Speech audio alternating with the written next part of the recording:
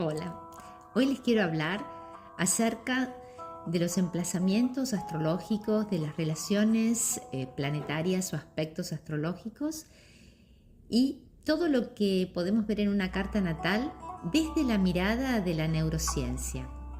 Es decir, ver el mapa de la psique que representa la carta natal como esa impronta energética, verla biológicamente.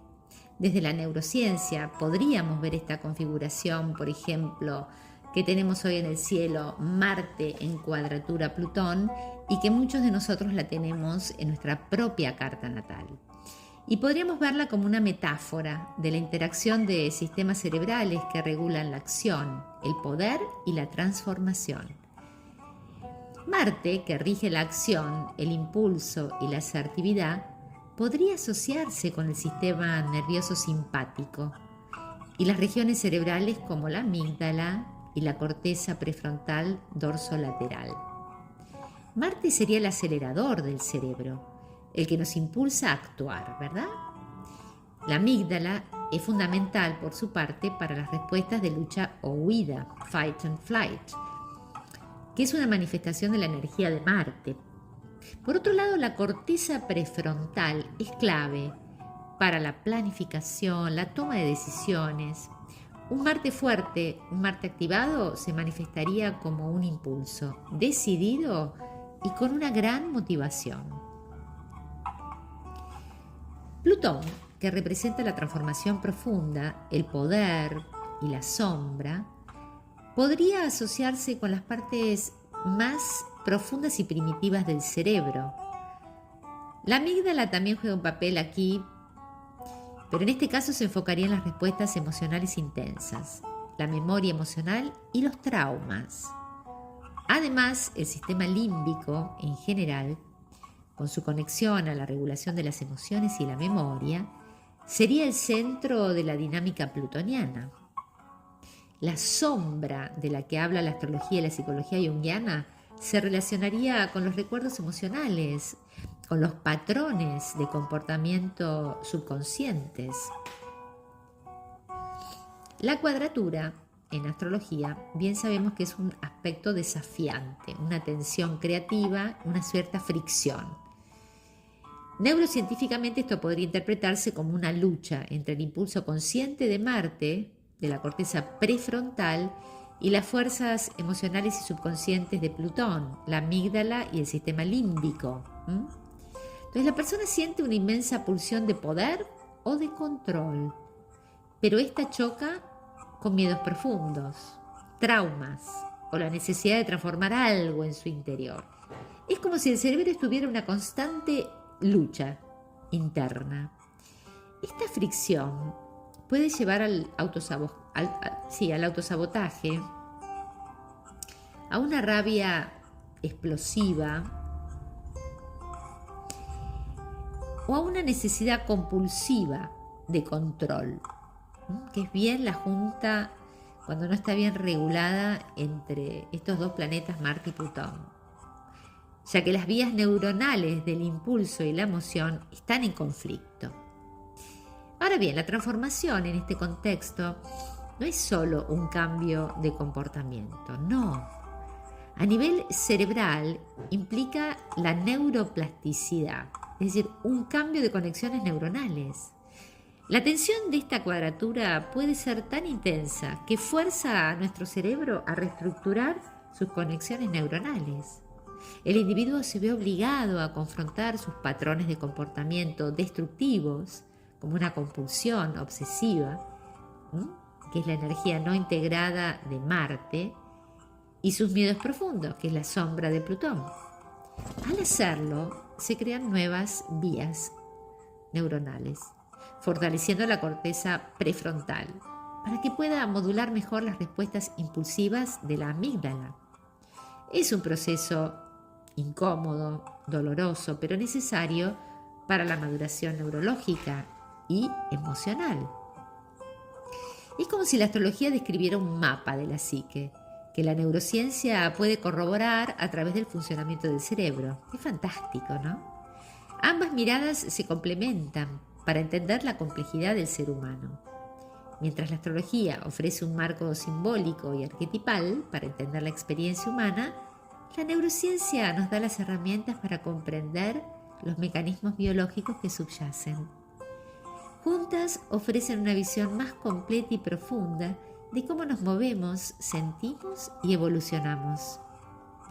Ahora, ¿cuál es la correspondencia entre lo espiritual, la trascendencia implícita en Plutón, desde la octava superior de Marte, desde la mirada espiritual y esotérica? Desde la neurociencia, la espiritualidad y la trascendencia, que en la astrología arquetipal se asocian con la energía transformadora y profunda de Plutón, no se ubican en una única parte del cerebro, más bien se manifiestan a través de la actividad, de la interacción y de la integración de una red de circuitos neuronales. Como yo siempre les digo, frente a nuestra carta natal como mapa del psiquismo, la idea es que todo esté interconectado con todo como una unidad. Bien, justamente el nivel de sutileza e interacción lo da la interacción de los circuitos o redes de circuitos neuronales del cerebro. Así que es lo mismo, ¿no? En distintos planos. La neurociencia ha explorado este tema a través de la neuroteología, una rama que estudia la base neurológica de las experiencias religiosas y místicas. Y acá es donde yo empecé a sentirme muy entusiasmada con la investigación, porque Plutón es el símbolo de lo espiritual y de la transformación. ¿Con qué elementos del cerebro se relaciona? Con lo que podríamos llamar trascendencia implícita en Plutón. Bueno, con la sustancia gris y con el tronco encefálico del cerebro. Primero entonces entendamos qué quiere decir materia gris o sustancia gris. Es un tejido del sistema nervioso central que se encuentra en el cerebro y la médula espinal. Su nombre proviene de su apariencia grisácea que se debe a la alta concentración de cuerpos celulares, de neuronas, de dendritas, axones que la componen. A diferencia de la sustancia blanca que se encarga de transmitir info, la principal función de la sustancia o materia gris es el procesamiento de la info. La sustancia gris es fundamental para las funciones cerebrales superiores.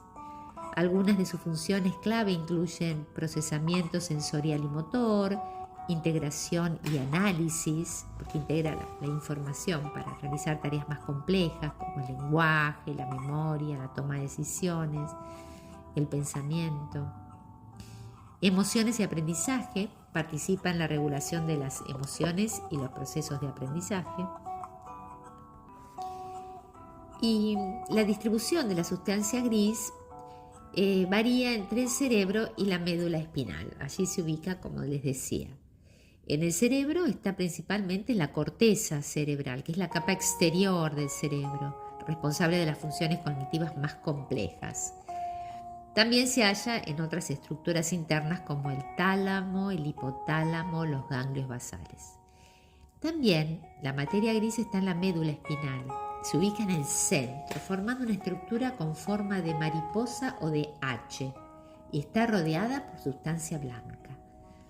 En esta zona, la sustancia gris se encarga de los reflejos y de transmitir impulsos nerviosos entre el cerebro y el resto del cuerpo. Trabajan en conjunto la gris y la blanca para el correcto funcionamiento. Entonces el PAG es la región del tronco del encéfalo que se ha implicado en funciones como la modulación del dolor, el miedo y las respuestas de lucha o de huida. Marte-Plutón, ¿ven? Estudios muy recientes han identificado a la PAG como un punto central en el circuito cerebral de la espiritualidad. Sí, escuchen bien esto. Se cree que esta área media las experiencias de conexión con algo más grande que uno mismo y está implicada en la modulación de estados emocionales intensos. Desde la mirada plutoniana, la PAG podría ser la base neurológica de la confrontación con lo más primitivo y profundo de nuestra psique para luego trascenderlo e ir a la parte más evolucionada de nuestra psique. ¿Qué es el sistema límbico? Bueno, es una red de estructuras cerebrales que regulan las emociones, la memoria y la motivación.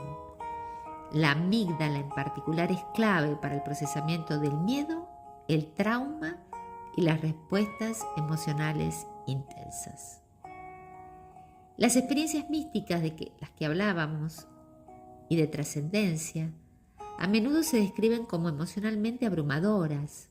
La hiperactividad en el sistema límbico ha sido asociado con estas experiencias. Es como si la energía plutoniana, al sumergirnos en las profundidades de la sombra y del inconsciente, que está representado por esta actividad en estas áreas, activara un proceso de transformación emocional y psicológica que culmina en una experiencia de unión o trascendencia.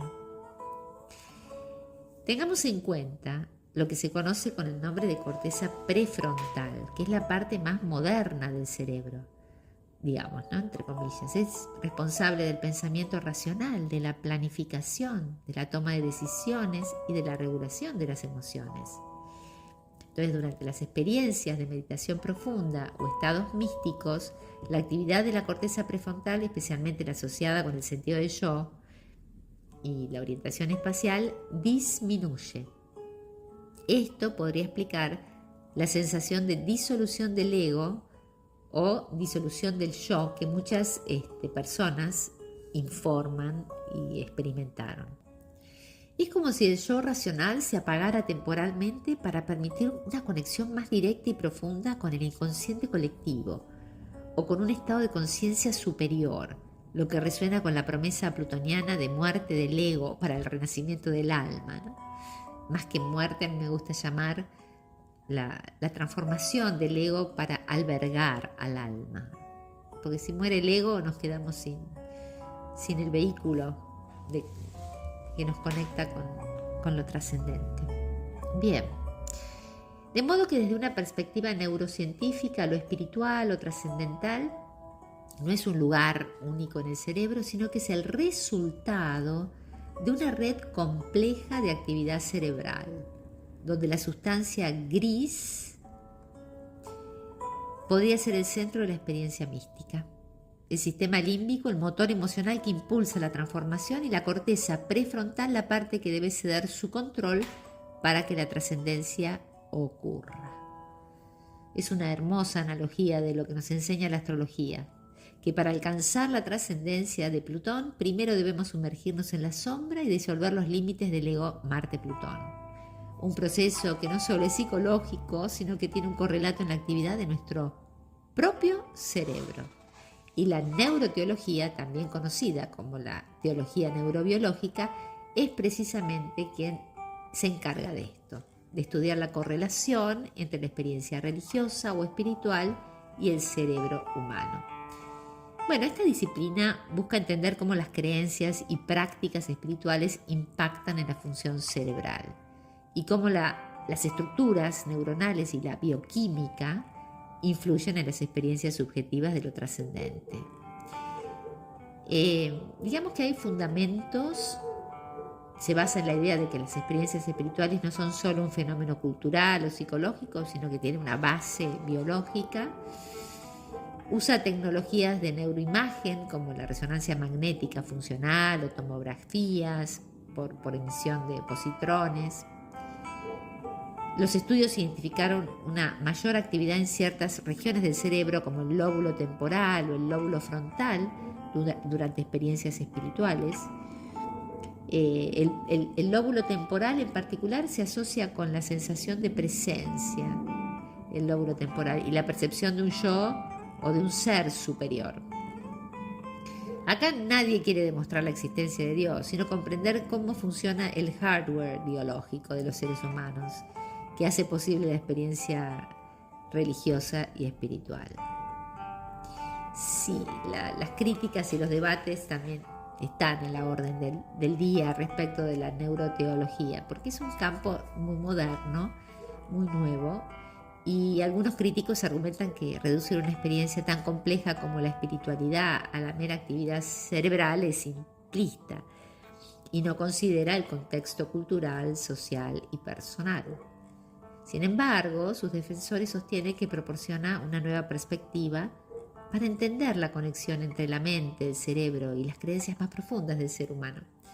Y bueno, los que estudiamos astrología entendemos que todo aquello que tiene una manifestación física, llamémosle el cerebro con toda su complejidad, tiene un sustento energético invisible, con lo cual no nos llama la atención, ¿verdad?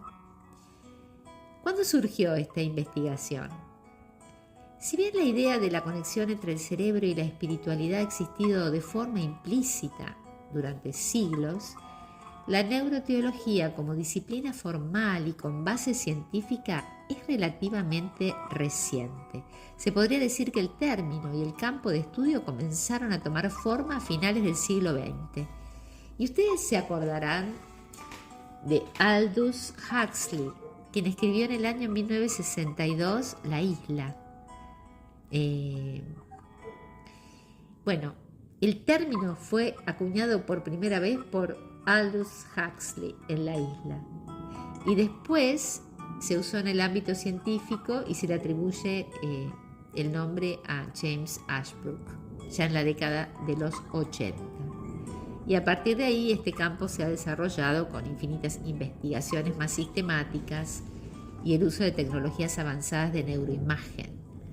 Si ustedes quieren investigar en esto, pueden ir a mi blog, en donde hablo de dos investigadores de la neuroteología. Sería muy interesante investigar por allí. Andrew Newberg y Eugene Daquili o Michael Persinger.